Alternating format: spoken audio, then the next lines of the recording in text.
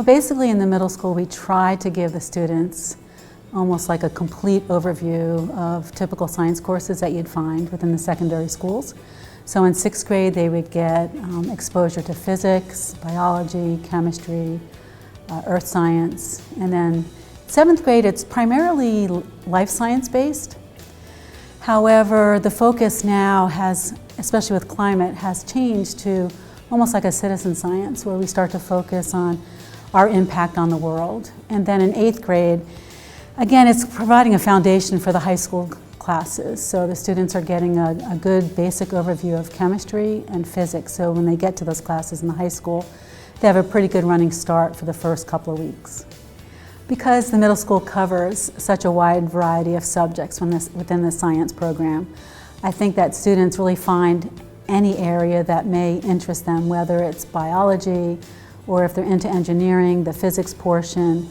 There seems to be a little bit of everything for everybody. The overall, really basic philosophy would have a good understanding of science concepts as they are relative in today's world, and to be able to apply them regardless of the situation.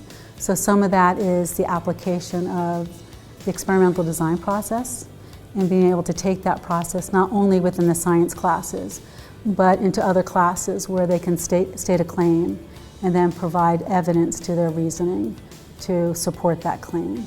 And that's a foundation that they can take all the way to high school as well as college. In our science classes, the environment can run the gamut. It can be from a lecture if we're discussing a new concept.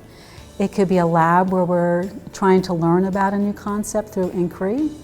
It could be a follow-on lab where we're trying to apply everything that we just learned. We have a lot of collaboration, especially when we're doing writing and trying to disseminate the information that we have from different experiments, and actually a lot of peer editing within that data. Really what excites the kids are the hands-on labs. I think that's what they enjoy the most. In 7th grade science last year, we were outside at the stream doing water quality testing. They really enjoy being outside. But then there's always this math student that loves to solve problems in physics.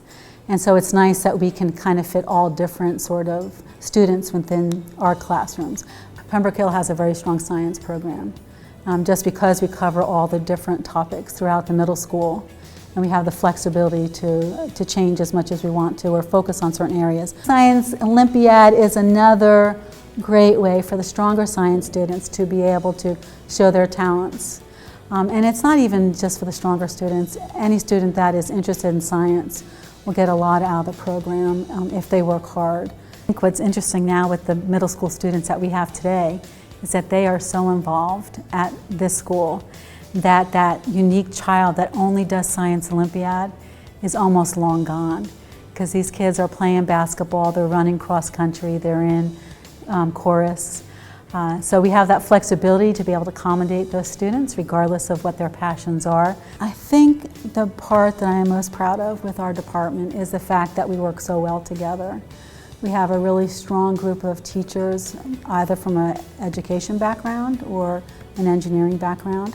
So a lot of different perspectives go into developing our department and our thought process. And we really listen to each other. And in that respect, we always can put the students first because we're always bouncing ideas off of each other.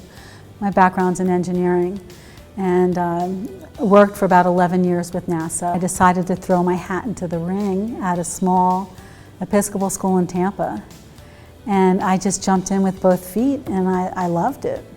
And to this day, I still like it. I don't think I would have enjoyed it as much if I didn't have my engineering experience, because I really feel like I can almost be a role model. I don't want to say role model, but just having that industry background and being able to apply it to both math and science, I think is pretty invaluable.